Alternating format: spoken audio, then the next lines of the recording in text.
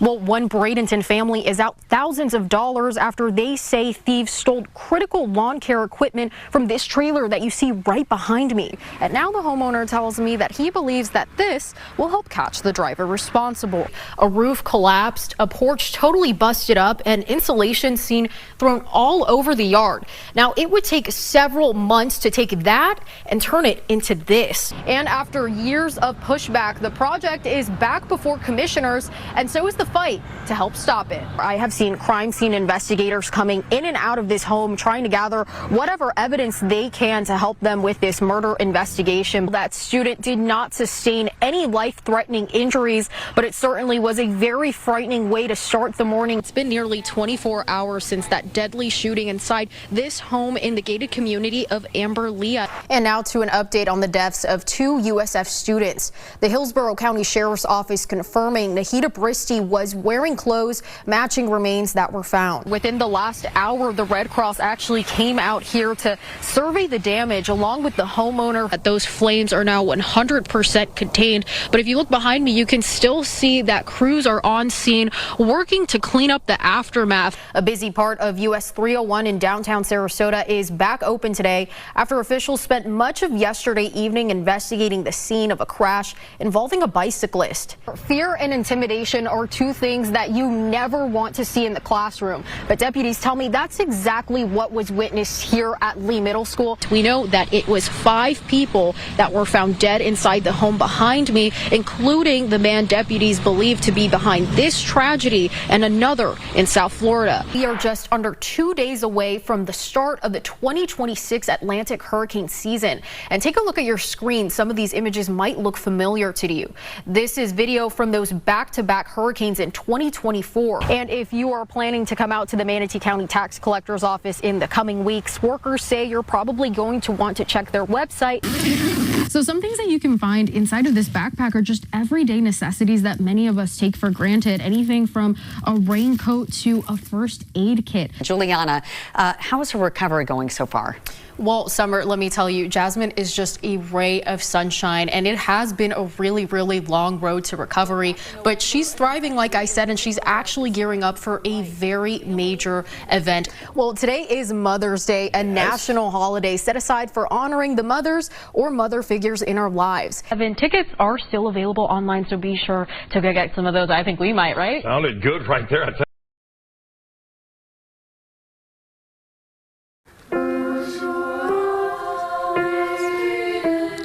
Crescendo? From leading the voices of tomorrow on a national stage. All right, Mr. David Summer. To standing in front of a judge. So I want you to do a lot of storytelling with your face. We've shown David Summers' work inside the classroom as a choir teacher at Northport High School. But now, the 51-year-old is behind bars after Northport police say they discovered he had engaged in sexual activity with a 17-year-old female student on multiple occasions. We heard about it through the Snapchat story through school. I saw online after my friend had told me. According to investigators, the 17-year-old victim told her parents what was going on with Summer, and that's when police stepped in and made their arrest. It's pretty sad, you know, to know that somebody, a teacher especially, is doing this in Northport. But it's not just current students shocked by the news. I was like, oh my God. Kayla Toolhill was Summer's student for 4 years and says she's still trying to process the allegations. Because he was, at the time, my favorite teacher, you know? I would eat my lunches in his classroom almost every day. Pick up to 65. But the man who once led students in song, You are here on a charge of sexual assault, won't be back in the choir room anytime soon. About 7:30, I was in my room and I smelled what smelled like a candle burning. Then it smelled like a fireplace. Just over a week since fierce flames left Benjamin Alvarez burned out of his home. He's recounting the painful moments when that brutal blaze claimed the life of his mother. I started over here. And like I said, it went up and it went across. Benjamin now left trying to salvage whatever he can, searching through soot-covered belongings for pieces of his past. The loss of the work that she did on the house, you know, that was an emotional hit. Benjamin Benjamin was at home with his aunt and his mother when the flames broke out. But with time working against him, only he and his aunt would make it out alive. My mother was a good person who was loved by many, many people. Sorry, just the best mother in the world. For nearly 3 decades, Benjamin and his mother, Carmen, lived at the house in the 4100 block of Arrow Place in the Nottingham subdivision. Benjamin, who had spent years of his life being his mother's sole caregiver, describes her as a kind and caring woman who always had a passion for creativity. Creative. When I was a child, she would always make all my costumes for Halloween. You know, she would sew them by hand. Now he's sifting through what remains of what he once called home, now reduced to ash and charred debris. I'm sorry, this is the living room. That used to be the dining room, the kitchen. What were you thinking when you came in here and the first thing you see is all of this? Well, I mean, that's a shock, but, you know, you adapt. He says he has a place to stay for now. It's the long term that is going to be more challenging. But the road ahead will be long, just like the love that still fills what's left behind. If you've ever been heading into downtown Sarasota, you've probably passed the historic downtown village on Fruitville Road. And I mean, it's Sarasota's charm. It stands out, a collection of bright 1920s era cottages and small shops that feel like a glimpse into the city's past. But now Bristol Development Group from Tennessee is proposing to replace those buildings, redeveloping the entire block on the north side of Fruitville Road with a new 324-unit apartment complex on the nearly 3.5-acre area. So we knew we weren't going to last forever. By sheer luck, we have been here for 16 years. Jazz Winger, manager at a local favorite, The Breakfast House, says she wasn't surprised by the news. She says her landlord, Alex Lancaster, told her he never wanted to own these colorful bungalows forever. Very sad for all of us, but I think, we will keep moving forward. The legacy of this family-owned breakfast spot started almost 2 decades ago when Jazz's mom drove down Fruitville Road. So she said, I want to make that a restaurant. And over 16 years later, the whole family is still here, my brother, my sister, my mom. And along the way, some new faces. I've only been here 2 years. I'm like one of the newer ones on the block. And although for Letitia, owner of Fam Vegan Kitchen, her time in this charming and quaint area may be short.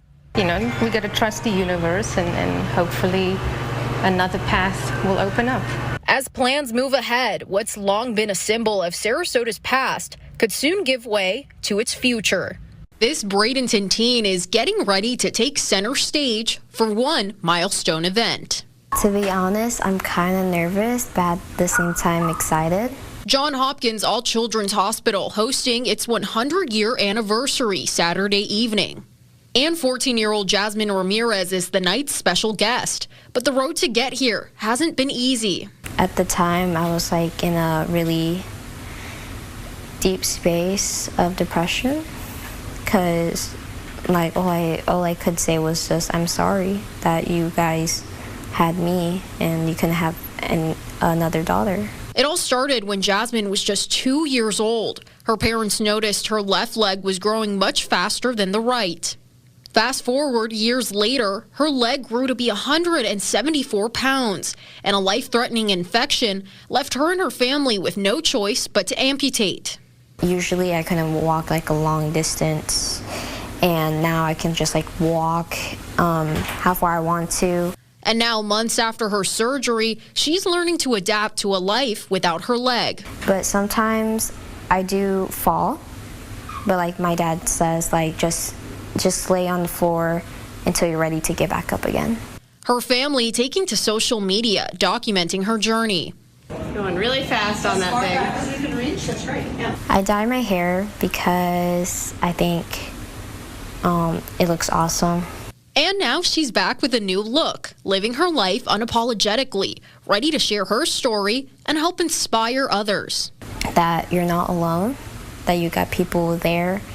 For her father, Manuel Ramirez, he's just in awe of his little girl's resilience. Jasmine she's having the opportunity to help so many people. So one of my favorite colors is black, and I saw this because the ruffles, and I also like the top. And as Jasmine gears up for her big day, stronger than ever, she's proving no matter the obstacle, you can always keep moving forward.